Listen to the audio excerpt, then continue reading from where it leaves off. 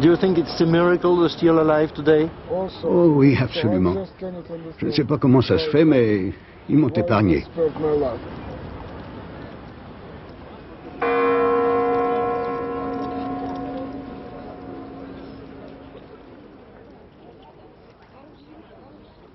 Some people I knew that he would say, why don't you look into my eyes? And that meant already that he is suspicious, that your eyes are... À des gens, il pouvait dire « Pourquoi vous ne me regardez pas dans les yeux ?»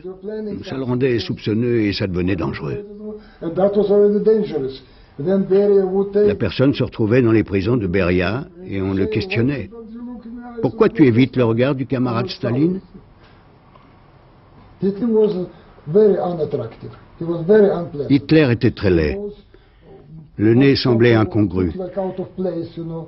His eyes were Ses yeux étaient pratiquement incolores, somehow very, mais very très clear, pénétrants, you know. His eyes fixes. also very fixed. Somehow you expected from the strong people Ils avaient tous deux des poignées de main molles. De la part de gens forts, on se serait attendu au contraire. somehow indifferent. Celle de Staline, indifférente, tombante. His hands like that, you see.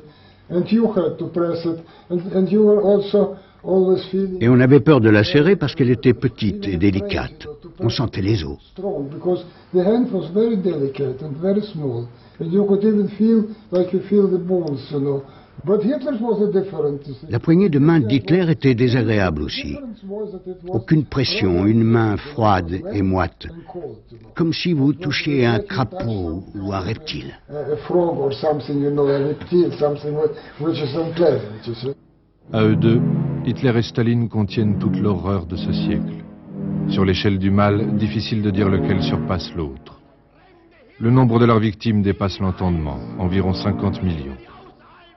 Ainsi disposée, elle ferait les 40 000 kilomètres du tour de la Terre. 50 millions de morts, en partie recette de la collaboration entre deux monstres. Car avant de s'affronter, la guêpe et l'araignée se sont nourries l'une de l'autre.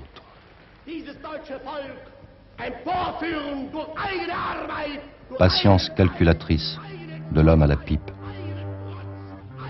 Fulgurance, de l'instinctif.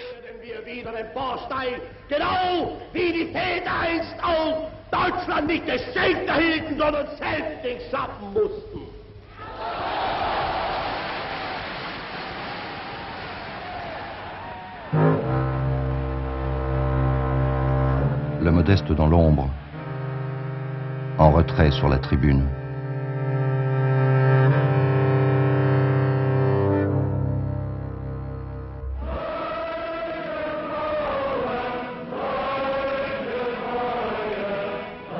Quand la guêpe médite, c'est pour choisir sa proie. Elle laissera aux autres le soin de la dévorer.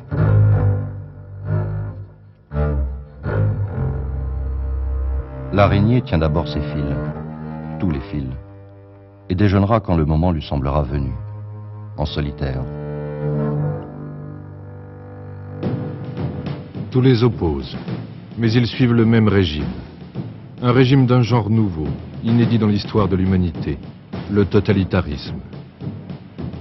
Hitler et Staline ont d'autant plus facilement coopéré que la collaboration entre l'Allemagne et la Russie remontait à la Première Guerre mondiale, au temps des blocos du tsar. Plus précisément à 1917, l'année de la Révolution russe.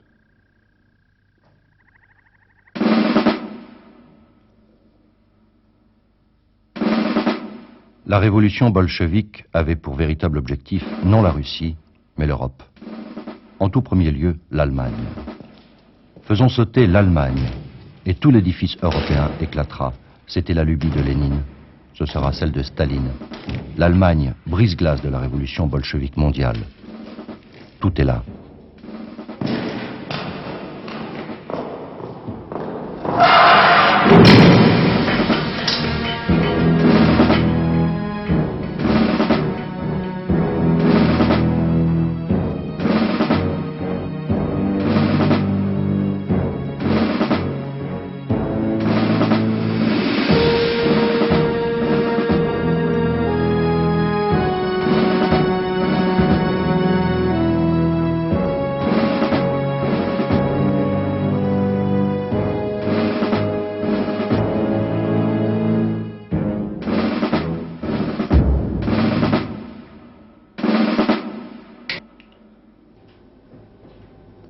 En mourant, le communisme s'est offert à l'autopsie. Elle a permis une mise en lumière de documents jusque-là enfouis dans les entrailles des organes, comme on disait dans les pays du rideau de fer. Dans des caves à archives, refermées aussitôt ouvertes, tant les trouvailles sur le passé de l'histoire de l'URSS devenaient accablantes. Mais ce qui a pu sortir s'est mis à circuler. Il existe à Moscou un marché de documents rares où les collectionneurs vous donnent rendez-vous dans des halls anonymes, avec des airs mystérieux. Notre enquête va bouleverser bien des idées reçues. Elle se nourrit de ce qui a déjà été mis à jour, de nos propres découvertes, de la remise à plat d'une histoire trop facilement acceptée comme définitive. À Berlin en 1940, Hitler déclare... Les analyses de notre équipe d'historiens, les témoignages de rares témoins survivants, Поверил, что немцы не нападут. Тимошенко прямо говорит, что виноват Сталин. la relecture des archives, vont attenter au dernier bastion de la mythologie de l'histoire de l'ex-Union soviétique. Par exemple, Lénine.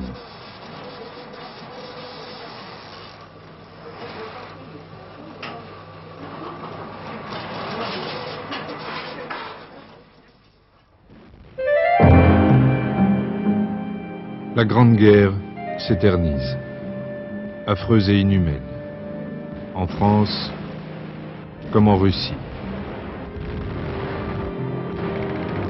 où la même guerre de tranchées se livre contre l'Allemand.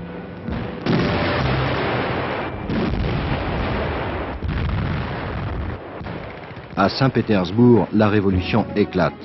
Réaction naturelle d'un peuple épuisé par la guerre.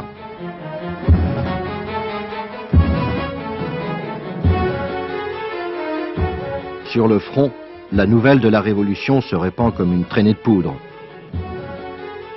La troupe ne veut plus se battre. Ceux d'en face, les Allemands non plus. Les soldats fraternisent. L'état-major allemand est d'accord, trouvant enfin l'occasion de ne plus se battre qu'en France. Les soldats russes désertent et rentrent à la ville. Beaucoup y soutiennent la révolution.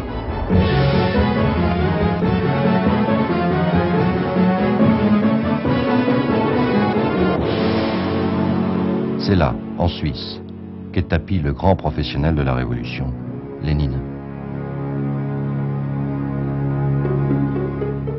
Il lui faut rentrer en Russie, prendre la tête d'une révolution bourgeoise qui s'est faite sans lui. Mais comment et avec quel argent? Les Allemands vont lui arranger son retour, puisqu'ils le considèrent comme leur agent. Pour l'avoir démontré, l'auteur de ce livre explosif a été par 2 fois tabassé dans les rues de Moscou, par des gros bras de la faucille et du marteau. Il en est resté invalide.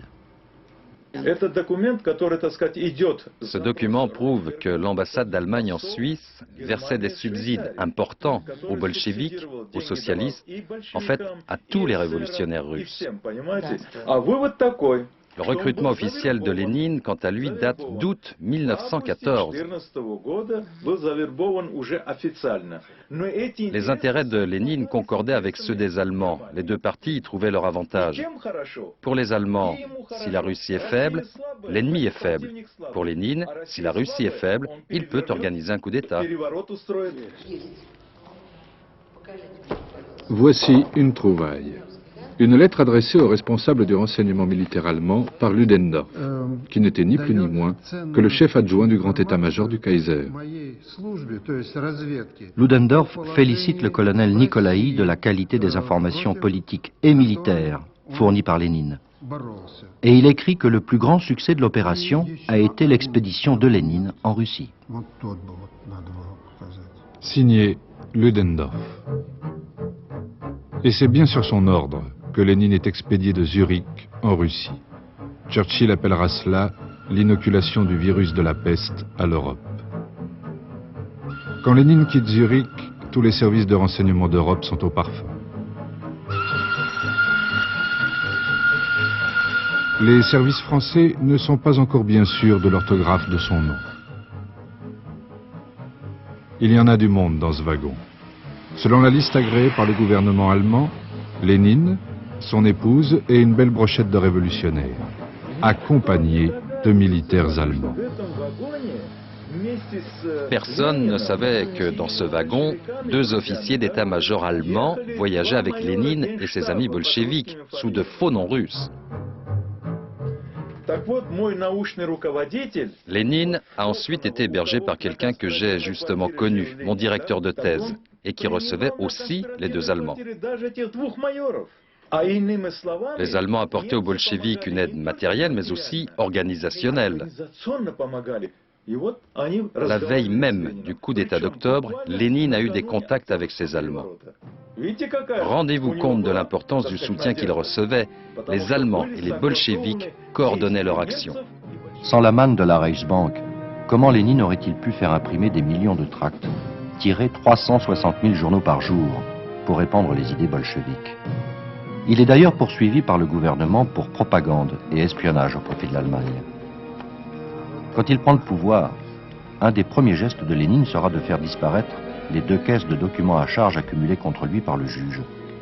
Mais les traces de ces documents en dehors de Russie sont demeurées, dans une surabondance frappante. Voici un reçu signé par Staline. Il recevait des couronnes et des roubles. Demandez-lui si sans l'argent des Allemands, les bolcheviks auraient pu faire la révolution. Нет, это исключено. Это исключено. Lénine a donc des moyens. C'est grâce à la propagande et à la rue qu'en octobre 17, par un coup d'État, il renverse la révolution démocratique de mars au profit d'une dictature basée sur la violence et la terreur. Pour consolider cette dictature, Lénine doit mettre fin à la guerre avec l'Allemagne. Ce sera son plus dur combat, persuader ses propres camarades volontiers patriotes que pour sauver la révolution, il faut capituler sur les frontières.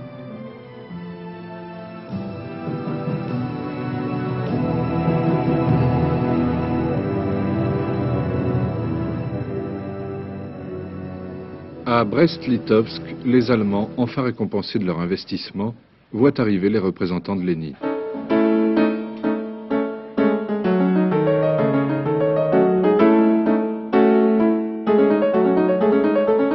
Les discussions entre Allemands et Russes vont avancer d'autant plus aisément que Lénine a donné aux négociateurs cette instruction.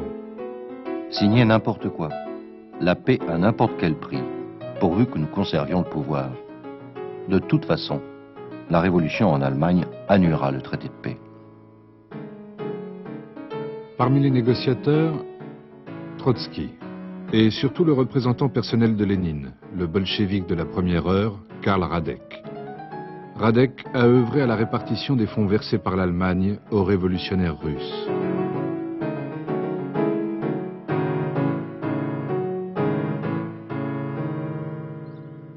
La nouvelle va stupéfier les puissances occidentales en guerre avec le Kaiser.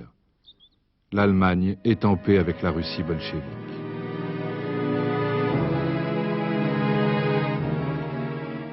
Elle peut enfin transférer ses troupes de l'Est en France.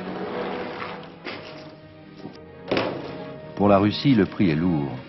Elle perd 1 million de kilomètres carrés, le quart de ses terres agricoles, la moitié de son industrie. Mais elle peut désormais utiliser ses troupes à réprimer les révoltes de ceux qui refusent la révolution et une paix indigne. C'est la guerre civile. Elle sera féroce.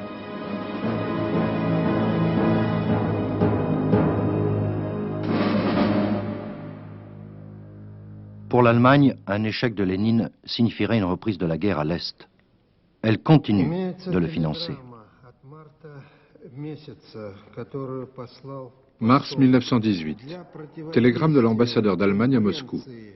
La politique d'entente de l'Allemagne avec la Russie nécessite 3 millions de marks or par mois. Si la situation l'exigeait, cette somme pourrait être beaucoup plus élevée.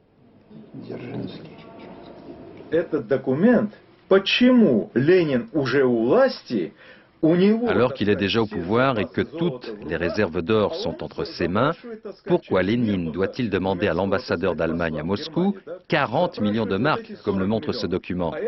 Eh bien, ces 40 millions vont servir à étendre le pouvoir des soviets en utilisant des prisonniers comme mercenaires.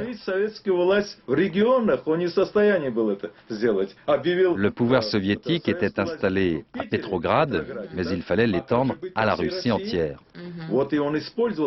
Lénine a donc enrôlé les 2 millions de prisonniers allemands, autrichiens et hongrois comme combattants dans l'armée rouge.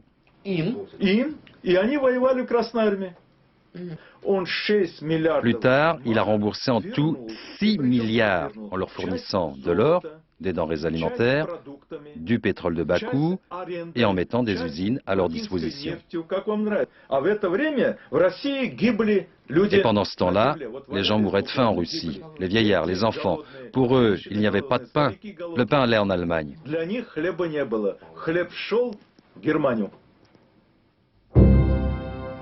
La misère du peuple russe ne perturbe pas Lénine.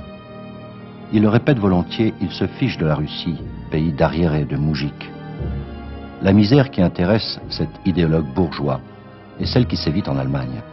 L'Allemagne, pays industriel, avec un prolétariat mûr pour la révolution. C'est la théorie du brise-glace. L'Allemagne sert de brise-glace de la révolution, fait éclater l'Europe. La débâcle permettra à l'URSS de répandre la révolution dans le monde entier.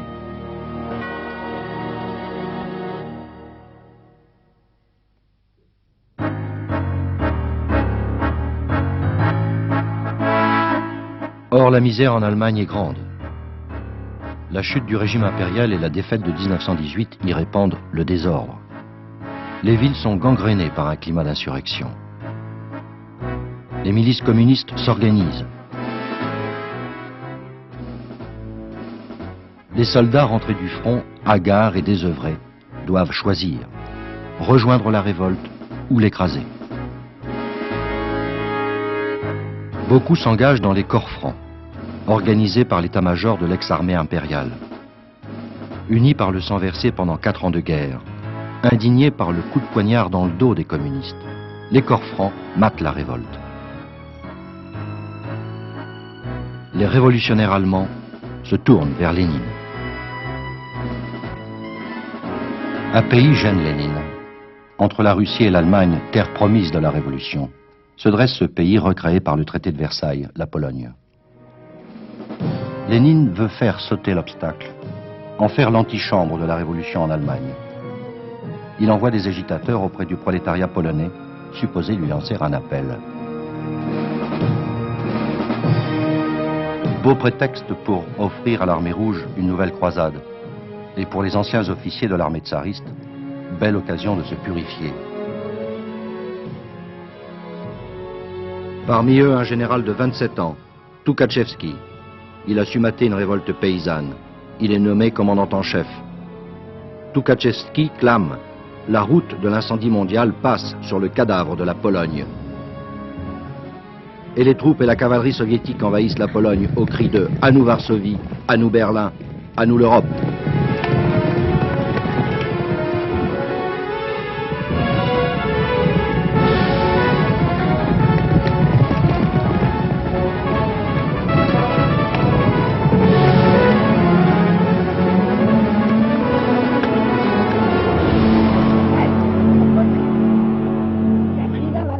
Je les ai vus passer, les Russes, près de la forêt.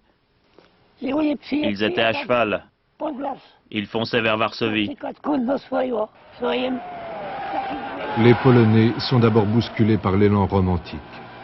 L'armée rouge atteint Varsovie, mais les Polonais se cramponnent à la Vistule. Tukhachevski donne l'ordre à son aile gauche de lui prêter main forte. Staline y est commissaire aux armées. Il commet une erreur capitale. Il ne répond pas à l'appel du commandant en chef. Par mépris de cette armée organisée par Trotsky, encadrée par d'anciens officiers tsaristes, à laquelle il préférait une armée de partisans. Et tout simplement parce que Joseph Staline n'aime pas recevoir des ordres. Enflammés par un patriotisme qui est pour eux une question de survie, les Polonais repoussent les Russes. Ils les repoussent non seulement en dehors de leurs frontières naturelles, mais bien au-delà, profondément en Russie, jusqu'à Minsk.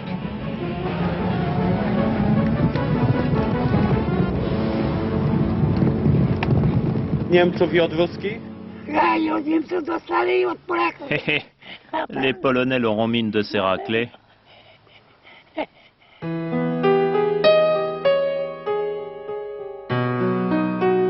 Les Polonais ont arrêté le déferlement révolutionnaire. Les conséquences pour l'Europe sont capitales. Sans la victoire des Polonais devant Varsovie, l'armée rouge aurait peut-être pénétré le cœur de l'Europe et pesé sur son destin. Par la paix de Riga, la Russie perd encore davantage de territoire au profit de la Pologne. Pour Lénine, c'est la fin du rêve de la révolution immédiate et partout. En cette fin 1920, l'Europe respire.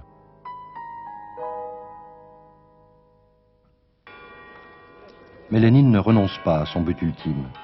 Dès 19, il s'était doté de 2 instruments essentiels à son régime. À l'intérieur, une police politique, la Tchéka, organe suprême dans un régime où police et politique se confondent. Pour l'extérieur, l'internationale communiste, le Comintern, outil de la révolution mondiale. Ces hommes qui posent sur les bulbes arrachés au clocher du Kremlin en sont les fondateurs. Ce sont des inconnus, choisis au petit bonheur, présents à Moscou ou convoqués de l'étranger. Ils sont une trentaine, sans mandat, ne représentant qu'eux-mêmes ou des partis communistes qui n'existent pas encore, comme le suisse ou le mongol.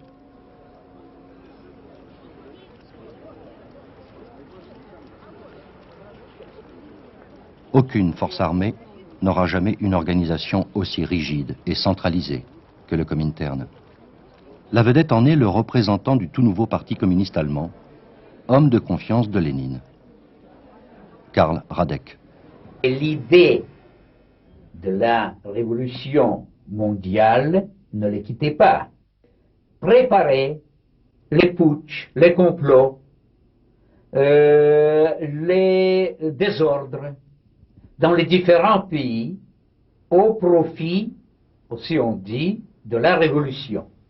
La révolution, c'est seulement un prétexte pour réaliser les buts essentiels, élargir l'empire soviétique.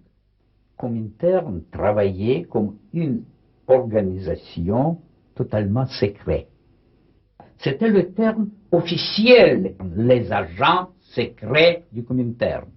Ils portaient le pseudonyme, ils utilisaient les passeports faux. Une dernière tentative de Moscou de faire main basse sur l'Europe a lieu en 1923. En Allemagne, la crise économique atteint des sommets. Pour les pauvres, le communisme est l'espoir naturel.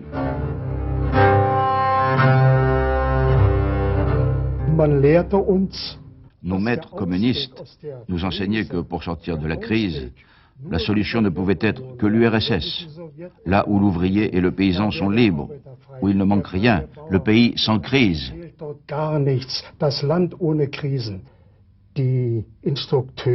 Les instructeurs bolcheviques, comme Zinoviev ou Radek, traînaient en Allemagne et faisaient de l'agitation, prêchant qu'une révolution mondiale ne passait que par la révolution en Allemagne. Pour nous, c'était clair.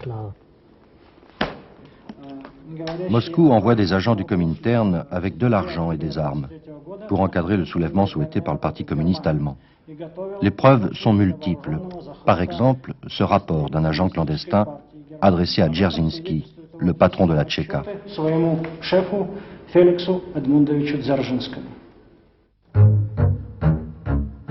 Le pavé attend l'insurrection.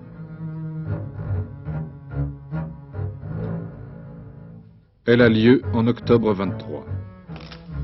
À Moscou, d'intenses discussions avaient eu lieu sur une mobilisation de l'armée rouge pour porter secours à une révolution allemande qui verrait se dresser contre elle la France et l'Angleterre. Fût-ce au prix d'une nouvelle traversée de la Pologne, Staline en était franchement partisan. Mais le soulèvement communiste est un échec, parce que l'Allemagne entend rester allemande. L'ombre des soviets unit l'armée, la police et la République contre les communistes.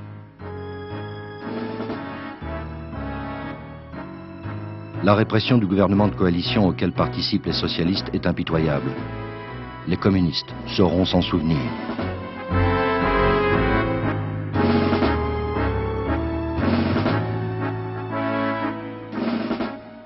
Au même moment, à Munich, Un certain Adolf Hitler tente un putsch. Il avorte. Mais Hitler se crée une réputation.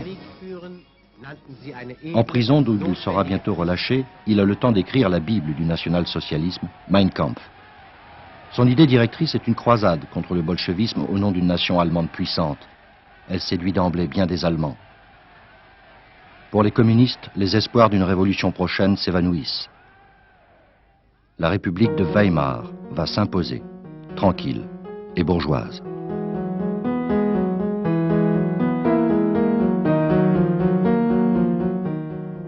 Lénine s'était déjà rendu au réalisme. Après sa mort, Staline imposera l'idée du socialisme dans un seul pays d'abord.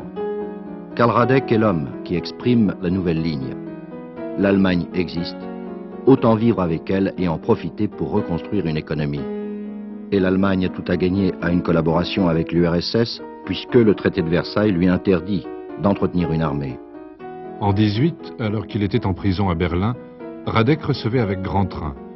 Au chef de la Reichswehr, qui venait le voir dans sa cellule, il prônait une entente entre les deux grands perdants de la Première Guerre mondiale. Ces discussions ont préparé le terrain à la conclusion d'une sorte de premier pacte entre l'Allemagne et l'URSS à Rapallo, en Italie, en 1922. L'accroche se fait quand le représentant de Lénine dit aux Allemands que la Russie est prête à leur racheter les armes qu'ils doivent détruire selon le traité de Versailles.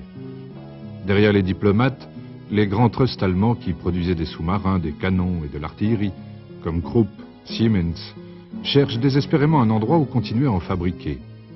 L'URSS a elle-même besoin de machines pour en faire. Le deal est vite trouvé, venez fabriquer vos armes chez nous. L'Union soviétique fournit des bases aux différentes branches de la Reichswehr. Centres de formation, polygones de tir, aérodromes, camps d'entraînement pour les chars. La Reichswehr devient le précepteur de l'armée rouge et la Russie la terre d'entraînement de la Wehrmacht. Les images d'archives confirment ce que les contrats de l'époque que nous avons trouvés montrent. L'industrie allemande ouvre des usines d'armement en Russie. Gaz de combat, montage ou fabrication d'avions, comme Fokker. 20% des appareils fabriqués étaient rétrocédés aux Russes, enchantés par la bonne affaire.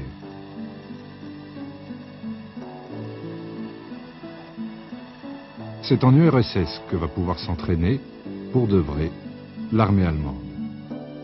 Un exemple à 500 km de Moscou, au cœur de la Russie profonde, Lipetsk.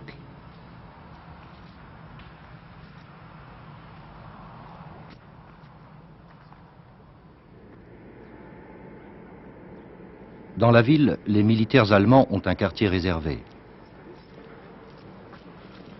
Dans cette base aérienne, ils s'entraînent sur des appareils allemands, assemblés et expérimentés en Russie. Sur ces bancs sont instruits les pilotes de la future Luftwaffe. C'est ici qu'est mise au point la technique du bombardement en piqué, celle-là même qui sera appliquée en Pologne et en France, avec le succès que l'on sait. Nous avons eu accès au dossier du KGB de Lipetsk et retrouvé la trace des pilotes allemands.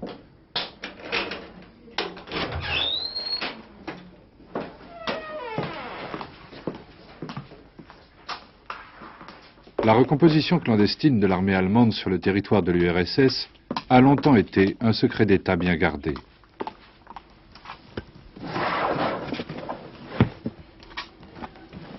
Les militaires allemands qui allaient s'entraîner en Russie n'appartenaient plus à l'armée allemande. Ils démissionnaient de leur poste et, à travers une officine privée dépendant de l'état-major, ils signaient des contrats en URSS. À leur retour en Allemagne, ils étaient réengagés par l'armée. Ni vus, ni connus.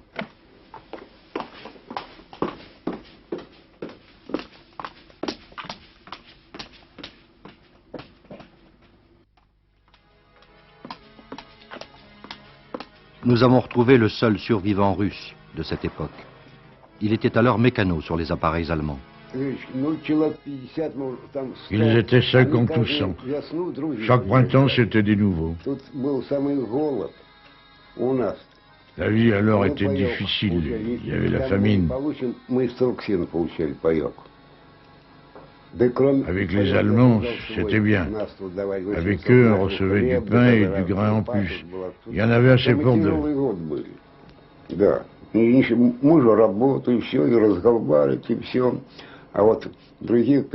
se passait bien. Mais fallait pas les siffler. On devait les appeler monsieur. On ne pouvait pas les appeler camarades.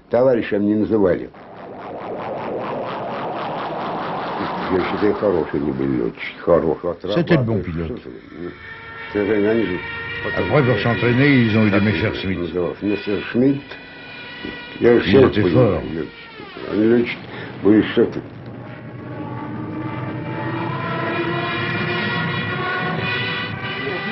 Ну, знаю, ну почему же я не видел? Почему же видел? Же они же бомбы бросали.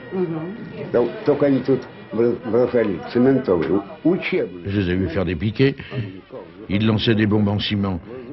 Je les ai vus simuler des attaques sur des Fokker. Разбивались.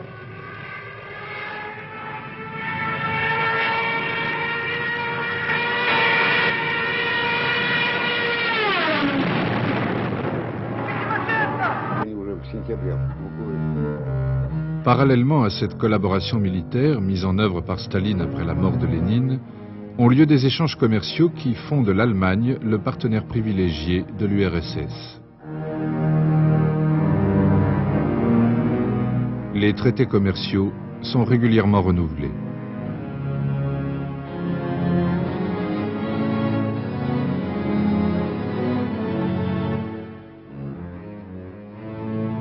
Témoins de ces intenses échanges sur rail, les locomotives, certaines conservées, comme des héroïnes d'épopée. D'autres abandonnées d'épuisement au bout d'une voie, et les gares de transbordement, comme celle de Brest-Litovsk. L'écartement de rail entre l'URSS et l'Europe était et demeure différent.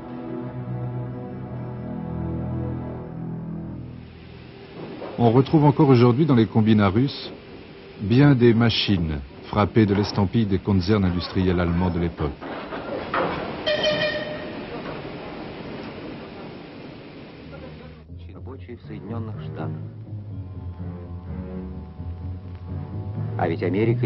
En échange des matières premières russes, les Allemands fournissent à l'URSS les machines des temps modernes, sans lesquelles l'industrie de la patrie du prolétariat n'aurait pu connaître son grand bond en avant.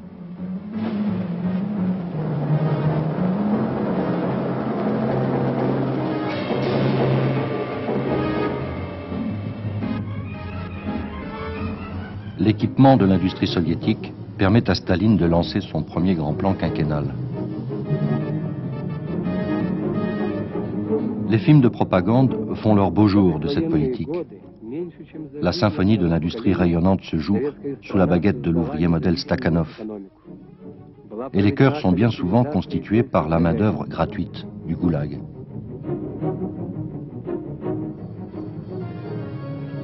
La fanfare est présente sur les chantiers. Dans la patrie des travailleurs, on ne travaille que dans la joie. La plupart de ces terrassiers sont des paysans chassés de leurs terres par la collectivisation, ou plutôt ceux qui ont réchappé d'une extermination organisée par le fusil ou la famine.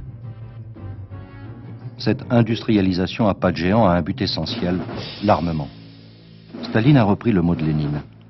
Il nous a fallu une guerre mondiale pour instaurer le communisme en Russie. Il nous en faudra une autre pour l'étendre à l'Europe. Staline la voit venir, cette guerre, car il surveille de près ce qui se passe en Allemagne. La montée en puissance des nazis sert sa stratégie.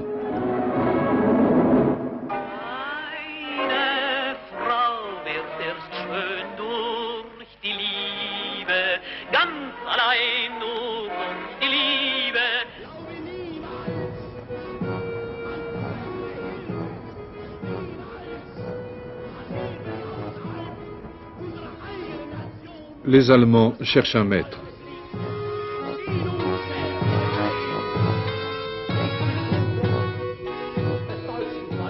Leurs aspirations, bientôt avivées par la crise économique de 29, font chambre d'écho à ce tambour de la révolution nationale qu'est Adolf Hitler. Cette vision d'une Allemagne forte soulève l'enthousiasme des déçus du socialisme.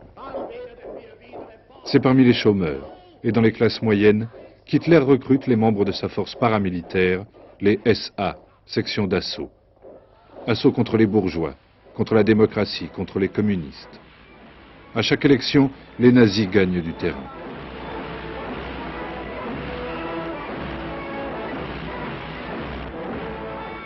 Leur force, c'est leur unité, cimentée par une foi absolue dans le fondateur du mouvement, par le serment au chef.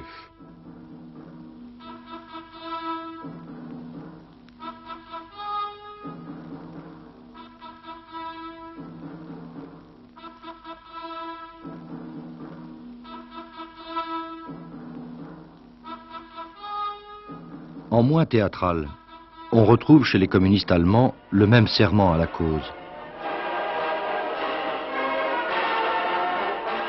Le même mouvement de masse. En plus désordonné, les mêmes milices paramilitaires paradant avec des bâtons en attendant d'utiliser les fusils fournis par le grand frère soviétique.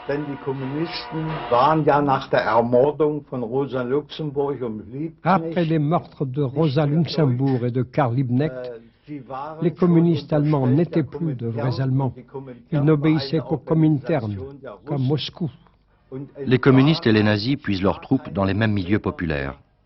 À Berlin, 50% des SA sont des communistes convertis, souvent des communistes excédés par la mainmise de Moscou sur le Parti communiste allemand. Car chaque section, chaque organe du PC est dirigé par un délégué de Moscou investi de pouvoirs dictatoriaux. En cherchant à russifier le communisme allemand, Staline a donné à Hitler un surcroît d'audience.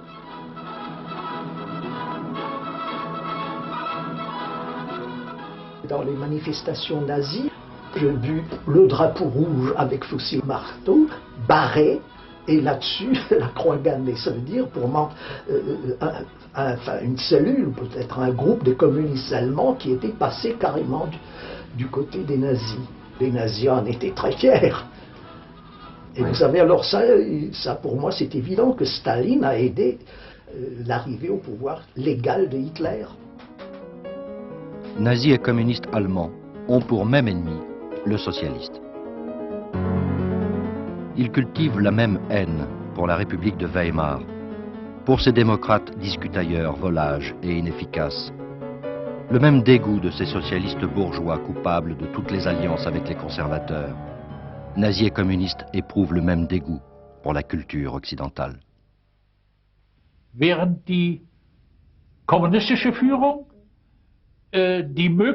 Nos chefs ont sous-estimé les possibilités d'accession au pouvoir offertes par la démocratie de Weimar. Es steht außer Zweifel, wenn man heute zurückdenkt, dass man, wenn SPD und KPD Gewerkschaften Si les communistes s'étaient alliés aux socialistes, Hitler n'aurait jamais pris le pouvoir. es keinen Hitlerfaschismus in Deutschland gegeben hätte. Alors que le nazisme prend son essor en Allemagne, devant le 6e congrès de l'Internationale communiste, Staline cite Lénine. Nous soutenons les socialistes comme la corde soutient le pendu. Et il désigne l'ennemi prioritaire, non pas les nazis, mais les socialistes. Ces sociotraîtres qui ont fait avorter la révolution en Allemagne. La social-démocratie, c'est le plus grand ennemi du prolétariat, c'est-à-dire du stalinisme. Parce qu'ils ne supportaient pas les sociodémocrates. Ils ne supportaient ni leur idéologie, ni leur sincérité, ni leurs dirigeants. Ils étaient les hommes intelligents, les hommes avec une très grande éducation. Staline comprenait qu'avec eux, il ne pouvait pas gagner. Le raisonnement de Staline est le suivant. Le capitalisme est condamné. Le fascisme représente le stade ultime de sa décomposition. La confusion qu'il créera permettra la révolution. Le patron du Komintern proclame en son nom: le rôle historique d'Hitler est de déblayer le terrain pour les communistes. En accédant au pouvoir, les nazis détruiront l'appareil socialiste et l'État allemand lui-même. Hitler ne tiendra pas 6 mois. Ensuite, ce sera la lutte finale. Nous remplacerons Hitler et nous le jetterons dans la poubelle de l'histoire. Et le Parti communiste allemand obéit. Le clergé de l'appareil avale la bulle de Moscou et l'applique sur le terrain. Les socialistes deviennent la cible préférée des coups de poing communistes. Coups de poing souvent partagés avec les nazis, pour qui le premier ennemi est aussi le socialiste. Nazis et communistes se livrent ensemble à des sabotages systématiques des meetings socialistes, par la violence. Politiquement, la complicité entre nazis et communistes se traduit par de grandes grèves communes, comme celle des transports à Berlin, par de nombreux votes communs au Parlement. Dans un référendum en Prusse, le PC s'aligne sur la position de Hitler. Cet ancien communiste se souvient des socialistes distribuant des tracts contre le Front d'action commun nazi-communiste, dirigé par Goebbels et Walter Ulbricht. Les nazis attaquaient alors les socialistes à coups de matraque et de pierre. On aurait pu penser que les communistes resteraient au moins neutres. Pas du tout. Ils leur tombaient dans le dos. Je l'ai vu de mes propres yeux.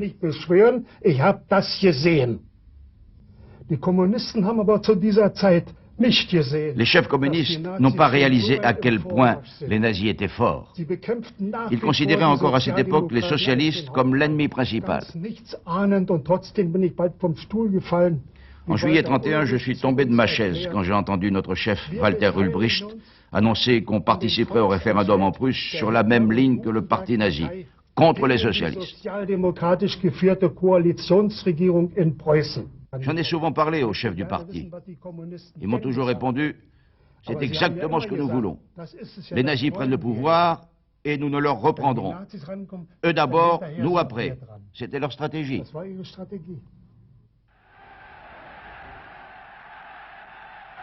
Il n'y aura jamais de « nous après ».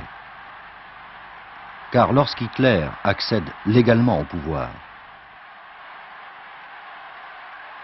il ne le lâchera plus.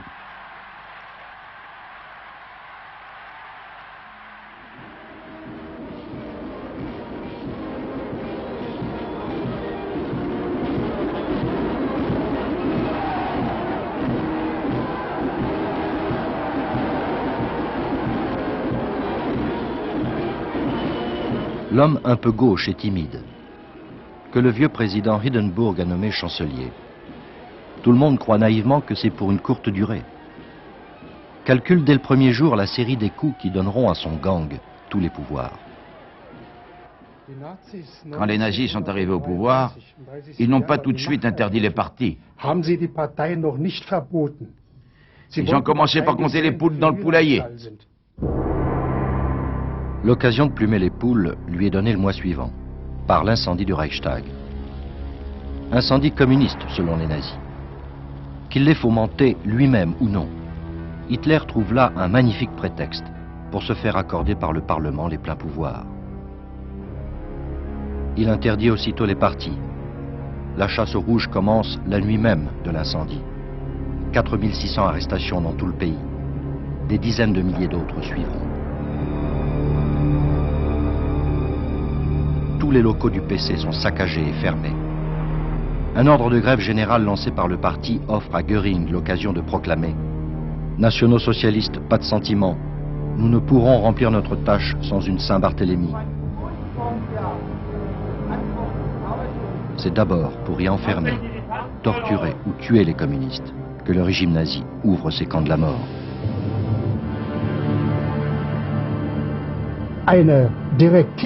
Quand le parti a été dissous, plus aucune directive n'arrivait d'en haut. On ne pouvait plus compter que sur soi-même.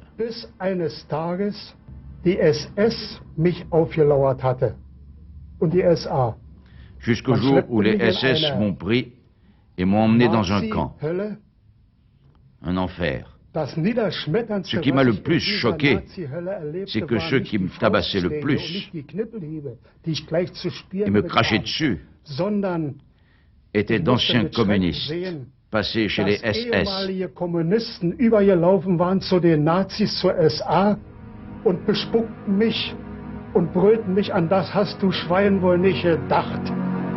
Un certain nombre de cadres communistes allemands réussissent à fuir à l'étranger.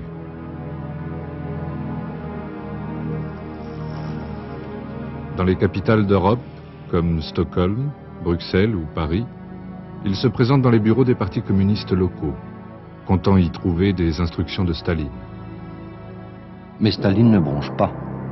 L'élimination du plus important parti communiste de l'époque en dehors de l'URSS ne lui fait pas lever le petit doigt. Staline et sa bande de copains, pour beaucoup des caucasiens comme lui, se sentent sans doute débarrassés d'un parti qu'ils n'ont pas entièrement façonné chez eux à Moscou et qui pourrait discuter leurs ordres. Et puis Staline est trop malin pour se brouiller d'entrée de jeu avec le nouveau chancelier allemand. Molotov dit à l'ambassadeur allemand: « Vous pouvez traiter les communistes allemands chez vous comme nous traitons les prisonniers de droit commun chez nous. » Il ajoute en décembre 1933 devant le Congrès des Soviets: « Nous n'avons aucune raison de changer de politique à l'égard de Berlin. » Et déjà Karl Radek, désigné par Staline pour maintenir les ponts ouverts, affirme: « Seuls des imbéciles peuvent croire que nous romprons avec l'Allemagne. Personne ne peut nous donner ce qu'elle nous donne. » Le silence de Staline va d'autant mieux encourager Hitler à éradiquer le marxisme d'Allemagne. Der Kampf gegen den Marxismus wurde damals zum ersten Mal zu einem Kampfziel erhoben. Damals gelobte ich mir zum ersten Mal, als unbekannter Eiserner diesen Krieg zu beginnen und nicht zu ruhen, bis endlich diese Erscheinung aus dem deutschen Leben beseitigt sein würde.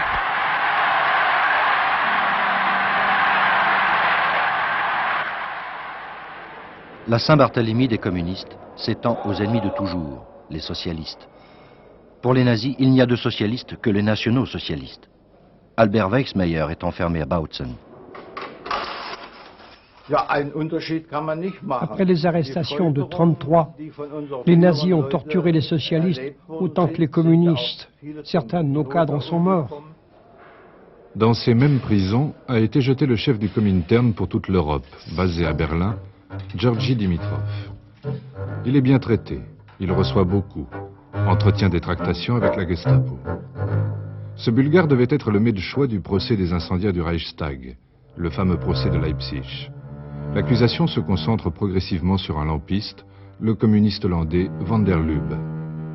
6 mois plus tard, le Hollandais est condamné à mort. Mais Dimitrov est acquitté et renvoyé à Moscou à bord d'un avion de ligne allemand vidé de ses passagers. Pourquoi Hitler a-t-il laissé filer une telle prise? Un accord indirect entre lui et Staline ne fait aucun doute. Il dépasse le cadre d'un échange d'espions. Hitler relâche Dimitrov parce que lui non plus ne veut pas se brouiller avec Staline dès son accession au pouvoir. Or, Staline tient à Dimitrov. Il y tient parce que le procès de Leipzig en a fait un héros de la lutte antifasciste. Dans le monde entier, les partis et les intellectuels de gauche, aiguillonnés par le Comintern, se sont mobilisés pour le défendre et pour organiser la lutte contre le fascisme. Le mouvement a occupé la une des journaux pendant 1 an. Staline voit là une occasion rêvée de s'emparer du flambeau de la lutte antifasciste. Il fait ainsi une entrée fracassante sur la scène internationale et drapé d'une toute nouvelle respectabilité grâce à Hitler, il réussit à apparaître jusque dans les démocraties occidentales comme le plus sûr pilier de la lutte contre la menace nazie.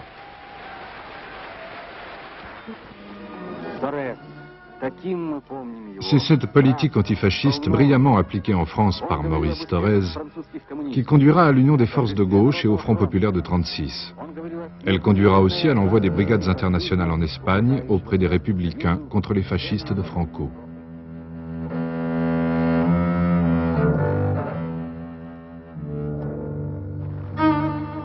Staline a cru un moment aux perspectives rayonnantes pour son régime qu'ouvre la politique antifasciste parce qu'il pensait qu'Hitler ne resterait pas longtemps au pouvoir. Quand survient le choc. En une nuit, dans toute l'Allemagne, Hitler élimine les chefs des sections d'assaut. Il participe lui-même à l'assassinat de Röhm, son frère de combat de toujours. Les SA étaient à son goût turbulents, socialement trop roses, sinon rouges, trop puissants et donc menaçants pour son pouvoir personnel. Il leur préférera les SS, l'acide de la purification de l'Allemagne.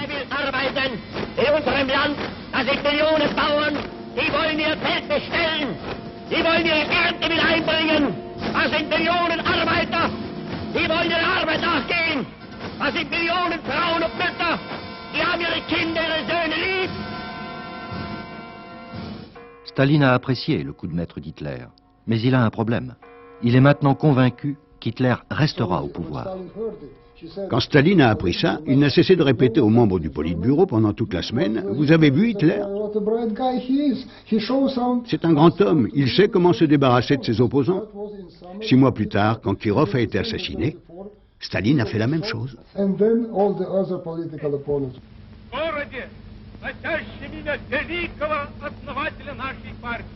Effectivement, commandité par Staline ou non, l'assassinat du chef du parti de Petrograd l'arrange.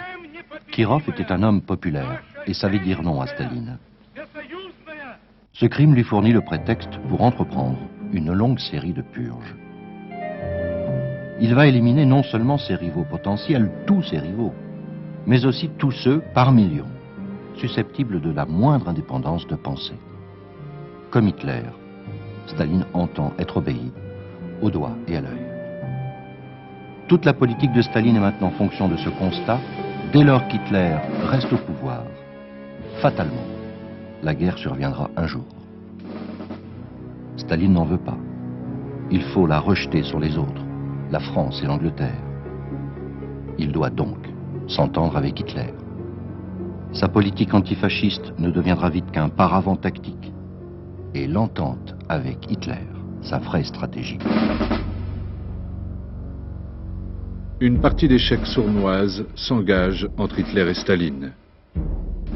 Jusqu'à ce coup fameux, le pacte germano-soviétique de 1939.